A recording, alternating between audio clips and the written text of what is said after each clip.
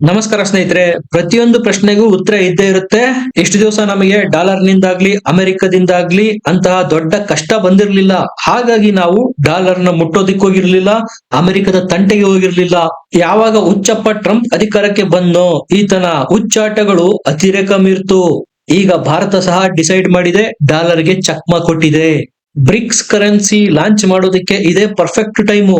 ಭಾರತ ಯಾಕೆ ಇಷ್ಟು ಉತ್ಸಾಹದಿಂದ ಗೋಲ್ಡ್ ಖರೀದಿ ಮಾಡೋದಕ್ಕೆ ಮುಗಿಬಿದ್ದಿದೆ? ತನ್ನಲ್ಲಿರ್ತಕ್ಕಂತ ಟ್ರೆಜರಿ ಬಾಂಡ್ ಗಳನ್ನೆಲ್ಲ ಇವು ಡಾಲರ್ ನಲ್ಲಿರೋದು ಯಾಕೆ ಒಂದೊಂದಾಗೆ ಮಾರ್ತಾ ಇದೆ ಭಾರತ? ಹಾಗಾದ್ರೆ ಇದಕ್ಕೂ ಗೋಲ್ಡ್ ಖರೀದಿಗೂ ಏನಾದ್ರೂ ಲಿಂಕ್ ಇದೆಯಾ? ಜೂನ್ ನಿಂದ ಡಿಸೆಂಬರ್ 2025 ಕೇವಲ 6 ತಿಂಗಳಲ್ಲಿ $44 ಬಿಲಿಯನ್ ಟ್ರೆಜರಿ ಬಾಂಡ್ ನ ಭಾರತ ಮಾರಾಕಿರೋದು. ಅಂದ್ರೆ ಡಾಲರ್ ನ ವಾಪಸ್ ಅಮೆರಿಕದ ಮುಖಕ್ಕೆ ಎಸೆದು ಅದರಿಂದ ಬಂದಂತ ದುಡ್ಡಿನಿಂದ ಗೋಲ್ಡ್ ಪರ್ಚೇಸ್ ಮಾಡಿದೆ. ಇದು ನಮ್ಮ ಎಕಾನಮಿ ಮೇಲೆ ಯಾವ ರೀತಿ ಇಂಪ್ಯಾಕ್ಟ್ ಆಗುತ್ತೆ?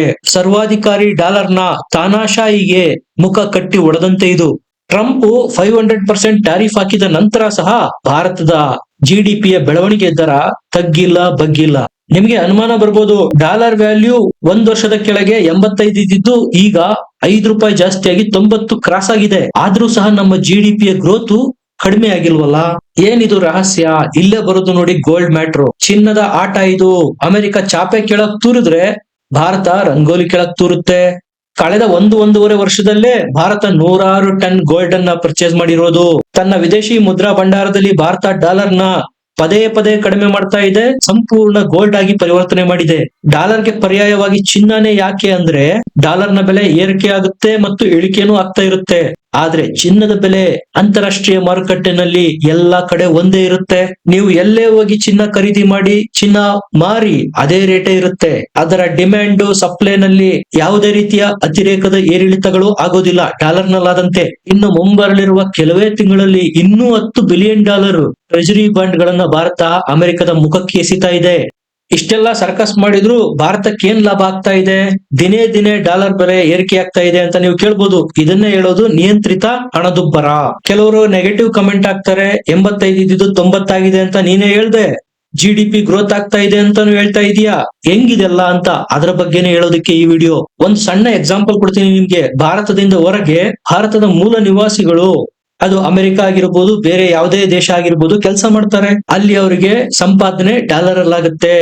ಆ ದುಡ್ಡನ್ನ ಅವರು ಭಾರತಕ್ಕೆ ವಾಪಸ್ ಕಳಿಸ್ತಾರೆ. ಫಾರ್ ಎಕ್ಸಾಂಪಲ್, ಈ ಹಿಂದೆ ಅವರಿಗೆ ಪ್ರತಿ ತಿಂಗಳು $10,000 ಸ್ಯಾಲರಿ ಸಿಗ್ತಾ ಇತ್ತು ಅಂತ ತಿಳ್ಕೊಳ್ಳಿ. ಹಿಂದೆ ಡಾಲರ್ ಬೆಲೆ 85 ಇದ್ದಾಗ್ಲೂ $10,000 ಸ್ಯಾಲರಿ ಸಿಗ್ತಾ ಇತ್ತು. ಈಗ್ಲೂ 90 ಆದಾಗ್ಲೂ $10,000 ಸ್ಯಾಲರಿ ಸಿಗ್ತಾ ಇದೆ. ಡಾಲರ್ ನ ರೂಪಾಯಿ ಕನ್ವರ್ಟ್ ಮಾಡಿದ್ರೆ ದುಡ್ಡು ಜಾಸ್ತಿ ಸಿಗುತ್ತೆ ಅವರಿಗೆ. ಇದರಿಂದ ಭಾರತಕ್ಕೆ ಅನುಕೂಲನೂ ಲಾಸು. ಯಾಕಂದ್ರೆ ನಮ್ಮ ರೂಪಾಯಿ ಇಲ್ಲಿ ಕೆಳಗೋದ್ರು ಇನ್ನೊಂದ್ ಕಡೆ ಅದರಿಂದ ಲಾಭ ಆಗುತ್ತೆ. ಇದನ್ನೇ ಕಂಟ್ರೋಲ್ಡ್ ಇನ್ಫ್ಲೇಷನ್ ಅನ್ನೋದು. ಇದನ್ನು ಪುಷ್ಟೀಕರಿಸೋದಕ್ಕೆ ಯಾವಾಗ ಟ್ರಂಪ್ 25%, 50%, 100%, ಈಗ 500% ವರೆಗೂ ಟ್ಯಾರಿಫ್ ಅನೌನ್ಸ್ ಮಾಡಿಯಾಗಿದೆ ಭಾರತದ ವಿರುದ್ಧ. ಇವ್ರು ಯಾವಾಗ ನಮ್ಮ ವಿರುದ್ಧ ಟ್ಯಾರಿಫ್ ಹಾಕಿದ್ರು ಆಗಿನಿಂದನೇ ಭಾರತ ಟ್ರೆಜರಿ ಬಾಂಡ್ ಗಳನ್ನ ವಾಪಸ್ ಅಮೆರಿಕಕ್ಕೆ ಮಾರೋದಕ್ಕೆ ಶುರು ಮಾಡ್ತು. ಏನಿದು ಟ್ರೆಜರಿ ಬಾಂಡ್ ಅಂದ್ರೆ ಅಮೆರಿಕದ ಬ್ಯಾಂಕ್ ಗಳಲ್ಲಿ ದುಡ್ಡಿಟ್ಟು ಅದಕ್ಕೆ ಬಡ್ಡಿ ಪಡೆದಂತೆ ಅಷ್ಟೇ. ಅದು ಡಾಲರ್ ಅಲ್ಲಿ ಇರುತ್ತೆ. ಈಗ ಒಂದು ದೇಶ ಟ್ರೆಜರಿ ಬಾಂಡ್ ನ ಅಮೆರಿಕದಿಂದ ಖರೀದಿ ಮಾಡ್ತು ಅಂದ್ರೆ ಡಾಲರ್ ನ ಸಂಗ್ರಹಣೆ ಮಾಡದಂತೆ.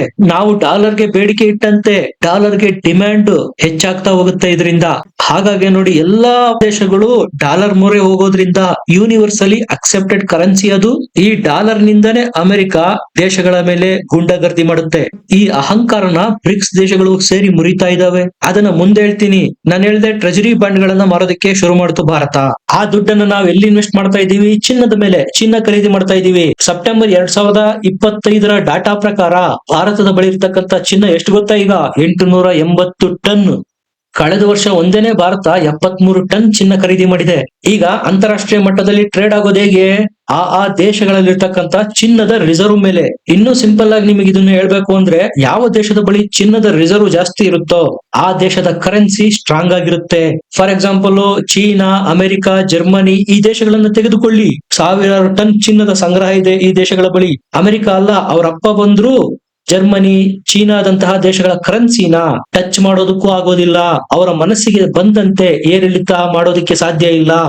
ಅದಕ್ಕೆ ಕಾರಣ ಅವರ ಡಾಲರ್ ಮೇಲೆ ಡಿಪೆಂಡೆನ್ಸಿ ಕಡಿಮೆ, ಅವರ ವಿದೇಶಿ ಮುದ್ರಾ ಭಂಡಾರದ ದೊಡ್ಡ ಮೊತ್ತ ಚಿನ್ನವಾಗಿದೆ. ಅಮೆರಿಕ ಒಂದೇ ಅಲ್ಲ, ಪ್ರಪಂಚ ಬೇರೆ ದೇಶಗಳು ಸಹ ಯಾರ ಬಳಿ ಚಿನ್ನದ ಭಂಡಾರ ಇರುತ್ತೋ ಅವರ ಬಳಿನೇ ಟ್ರೇಡ್ ಮಾಡ್ತಾರೆ. ಯಾಕಂದ್ರೆ ಇವರಿಗೆ ಮಾಲ್ ಕೊಟ್ರೆ ವಾಪಸ್ ಬರುತ್ತೆ, ಇನ್ವೆಸ್ಟ್ ಮಾಡಿದ್ರೆ ರಿಟರ್ನ್ ಬರುತ್ತೆ ಅನ್ನೋ ನಂಬಿಕೆ ಇರುತ್ತೆ. ಕಾರಣ ಅವರ ಬಳಿ ಇರ್ತಕ್ಕಂಥ ಚಿನ್ನ. ಯಾಕಂದ್ರೆ ಡಾಲರ್ ಹೆಚ್ಚಿಗೆ ಆಗ್ಲಿ ಕಡಿಮೆ ಆಗ್ಲಿ, ನಿಮ್ಮ ಬಳಿ ಚಿನ್ನದ ರಿಸರ್ವ್ ಇತ್ತು ಅಂದ್ರೆ ಅದನ್ನ ತೋರಿಸಿ ಬೇರೆ ಬೇರೆ ದೇಶಗಳ ಬೇರೆ ಬೇರೆ ಕರೆನ್ಸಿ ಜೊತೆಗೆ ಟ್ರೇಡ್ ಮಾಡಬಹುದು. ಆಲ್ಟರ್ನೇಟಿವ್ ಕರೆನ್ಸಿ ಡಾಲರ್ಗೆ ಚಿನ್ನನೇ. ಅಂತಾರಾಷ್ಟ್ರೀಯ ಮಾರುಕಟ್ಟೆನಲ್ಲಿ ನಾನು ಹೇಳ್ತಾ ಇರೋದು ನ್ಯೂಟ್ರಲ್ ಆಗಿರುತ್ತೆ, ಗ್ರಾಜುವಲಿ ಇನ್ಕ್ರೀಸ್ ಆಗ್ತಾ ಹೋಗುತ್ತೆ.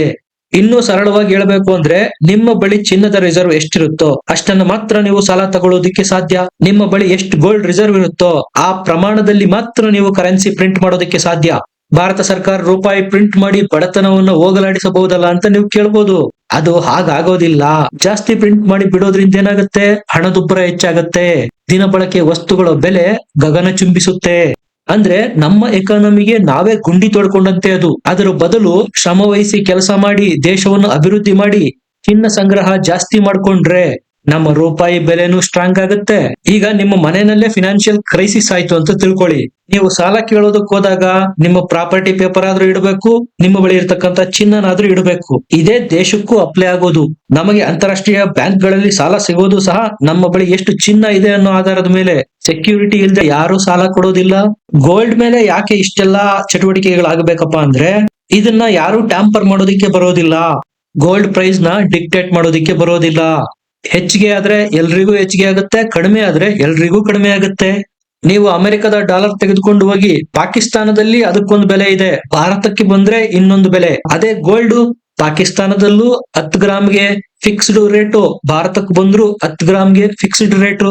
ಹಾಗಾಗಿ ನೋಡಿ, ದೇಶ ದೂರದೃಷ್ಟಿಯಲ್ಲಿ ಯೋಚನೆ ಮಾಡ್ಬೇಕಾಗತ್ತೆ, ಗೋಲ್ಡ್ ಮೇಲೆ ಇನ್ವೆಸ್ಟ್ ಮಾಡ್ಬೇಕಾಗತ್ತೆ. ಭಾರತ ಸಹ ಮಾಡ್ತಾ ಇರೋದು ಅದನ್ನೇ. ನಮ್ಮ ಬಳಿ ಗೋಲ್ಡ್ ಇತ್ತು ಅಂದ್ರೆ ಕಷ್ಟ ಕಾಲದಲ್ಲಿ ಕೈ ಹಿಡಿಯೋದು ಅದೇ. 1991ರಲ್ಲಿ ಆರ್ಥಿಕ ಹಿಂಜರಿತ ಆದಾಗ ನಮಗೆ ಸಾಲ ಸಿಕ್ಕಿದ್ದಾದ್ರೂ ಹೇಗೆ, ನಿಮ್ಮ ಮನೆಗಳಲ್ಲಿ ನಿಮ್ಮ ಹಿರಿಯರು ಉಳಿಸಿ ಇಟ್ಟಿದ್ದಂತಹ ಗೋಲ್ಡ್ ನಿಂದ. ಇನ್ನೂ ಸಿಂಪಲ್ ಆಗಿ ಹೇಳ್ಬೇಕಂದ್ರೆ ಯಾವ ದೇಶದ ಬಳಿ ಚಿನ್ನ ಜಾಸ್ತಿ ಇರುತ್ತೋ ಆ ದೇಶನೇ ಶ್ರೀಮಂತ, ಯಾರ ಬಳಿ ಚಿನ್ನ ಜಾಸ್ತಿ ಇರುತ್ತೋ ಆ ದೇಶದ ಕರೆನ್ಸಿನೇ ಸ್ಟ್ರಾಂಗ್. ನೋಡ್ತಾ ಇರಿ, ನಮ್ಮ ಬಳಿನೂ 1000 ಟನ್ ಚಿನ್ನದ ಸಂಗ್ರಹ ಆದ್ಮೇಲೆ ಅಮೆರಿಕ ಅಲ್ಲ ಅವರಪ್ಪನಂತಹ ದೇಶ ಬಂದ್ರು ನಮ್ಮ ಕರೆನ್ಸಿಯನ್ನ ಅಲುಗಾಡಿಸೋದಕ್ಕೂ ಸಾಧ್ಯ ಆಗೋದಿಲ್ಲ. ಸ್ಟ್ರಾಂಗ್ ಆಗ್ತಾ ಹೋಗುತ್ತೆ ನಮ್ಮ ರೂಪಾಯಿ. ಹಾಗಾದ್ರೆ ನೀವು ಕೇಳ್ಬೋದು, ಭಾರತ ಸರ್ಕಾರ 880 ಟನ್ ಚಿನ್ನ ಖರೀದಿ ಮಾಡಿದೆ, ಸಾಮಾನ್ಯ ನಾಗರಿಕರಿಗೆ ಚಿನ್ನದ ಬೆಲೆ ಈಗ್ಲೂ ಕೈಗೆಟಕ್ತಾ ಇಲ್ಲ, ಜಾಸ್ತಿನೇ ಇದೆಯಲ್ಲ. ಇದರಲ್ಲಿ 2 ಟೈಪ್ ಚಿನ್ನ ಬರುತ್ತೆ, ಒಂದು ಸ್ಟೇಟ್ ಗೋಲ್ಡ್, ಇನ್ನೊಂದು ಸಿಟಿಜನ್ ಗೋಲ್ಡ್. ನೀವು ನಿಮ್ಮ ಮನೆಗಳಲ್ಲಿ ಯಾವ ರೀತಿ ನಮ್ಮ ಕಷ್ಟಕ್ಕೆ ಚಿನ್ನ ಬೇಕು ಅಂತ ಖರೀದಿ ಮಾಡಿಟ್ಕೊಳ್ತಿರೋ ಅದೇ ರೀತಿ ಒಂದು ದೇಶ ಸಹ ನನಗೆ ಸಂಕಷ್ಟ ಬಂದಾಗ ಚಿನ್ನ ಬೇಕು ಅಂತ ಖರೀದಿ ಮಾಡಿಟ್ಕೊಳ್ಳುತ್ತೆ. ಅಮೆರಿಕದ ಟ್ರಂಪ್ ಹಾಕಿರ್ತಕ್ಕಂಥ 500% ಟ್ಯಾರಿಫ್ ನ ಎಫೆಕ್ಟ್ ಯಾವಾಗುತ್ತೆ, ನಮ್ಮ ಬಳಿ ಡಾಲರ್ ನ ರಿಸರ್ವ್ ಜಾಸ್ತಿ ಇದ್ದಾಗ. ಅದೇ ನಮ್ಮ ಬಳಿ ಡಾಲರೇ ಇಲ್ಲ, ಎಲ್ಲ ಚಿನ್ನನೇ ಇದೆ ಅಂದ ಮೇಲೆ 500 ಅಲ್ಲ 5000% ಟ್ಯಾರಿಫ್ ಹಾಕ್ಲಿ, ಭಾರತದ ಅರ್ಥವ್ಯವಸ್ಥೆಯ ಕೂದಲನ್ನು ಕೊಂಕಿಸೋದಕ್ಕೆ ಸಾಧ್ಯ ಆಗೋದಿಲ್ಲ. ಈಗ ಬ್ರಿಕ್ಸ್ ಕರೆನ್ಸಿ ಬರ್ತಾ ಇದೆ, ಡಾಲರ್ಗೆ ಗುಂಡಿ ತೋಡಿ ಮುಚ್ಚಾಕುತ್ತೆ. ಅಮೆರಿಕಕ್ಕೆ ಎದುರೋ ಅವಶ್ಯಕತೆ ಭಾರತಕ್ಕಿಲ್ಲ. ನಮ್ಮ ಟೋಟಲ್ ವ್ಯಾಪಾರದ 10% ಮಾತ್ರ ನಾವು ಅಮೆರಿಕದ ಜೊತೆ ಮಾಡೋದು. ಉಳಿದಿರ್ತಕ್ಕಂತ 90% ವ್ಯಾಪಾರನೇನಾದ್ರೂ ನಾವು ಬ್ರಿಕ್ಸ್ ಕರೆನ್ಸಿ ಲಾಂಚ್ ಮಾಡಿ ಅದರಲ್ಲಿ ಮಾಡಿದ್ವಿ ಅಂದ್ರೆ ಅಮೆರಿಕದ ಡಾಲರ್ ಕತೆ ಗೋವಿಂದ. ಮೊದಲು ಬ್ರಿಕ್ಸ್ ಶಪಥ ಮಾಡಬೇಕು, ನಾವು ನಮ್ಮ ಕರೆನ್ಸಿನ ಕಟ್ಟಬೇಕು, ನಮ್ಮ ದೇಶಗಳ ಗೋಲ್ಡ್ ರಿಸರ್ವ್ ಜಾಸ್ತಿ ಮಾಡ್ಕೊಳ್ಳೋ ಮೂಲಕ ಬ್ರಿಕ್ಸ್ ಕರೆನ್ಸಿನ ಸ್ಟ್ರಾಂಗ್ ಮಾಡ್ತಾ ಹೋಗ್ಬೇಕು. ಆಗ ಬ್ರಿಕ್ಸ್ ದೇಶಗಳು ಅಮೆರಿಕನ ವಿರೋಧ ಮಾಡುವ, ಡಾಲರ್ ನಲ್ಲಿ ವ್ಯಾಪಾರ ಮಾಡೋದಕ್ಕೆ ಇಷ್ಟಪಡದ ದೇಶಗಳು ಸಹಜವಾಗಿ ಬ್ರಿಕ್ಸ್ ಕರೆನ್ಸಿ ಕಡೆಗೆ ವಾಲುತ್ತವೆ. ಇದನ್ನ ಮಾಡೋದಕ್ಕೆ ಇಚ್ಛಾಶಕ್ತಿ ಬೇಕು, ಬ್ರಿಕ್ಸ್ ನಲ್ಲಿ ಒಗ್ಗಟ್ಟು ಬೇಕು. ಇದರ ಬಗ್ಗೆ ನಿಮ್ಗೆ ಅನ್ಸುತ್ತೆ ಕಮೆಂಟ್ ಮಾಡಿ, ಲೈಕ್ ಮಾಡಿ, ಚಾನಲ್ ನ ಸಬ್ಸ್ಕ್ರೈಬ್ ಮಾಡಿ. ಮತ್ತೆ ಸಿಗೋಣ, ನಮಸ್ಕಾರ.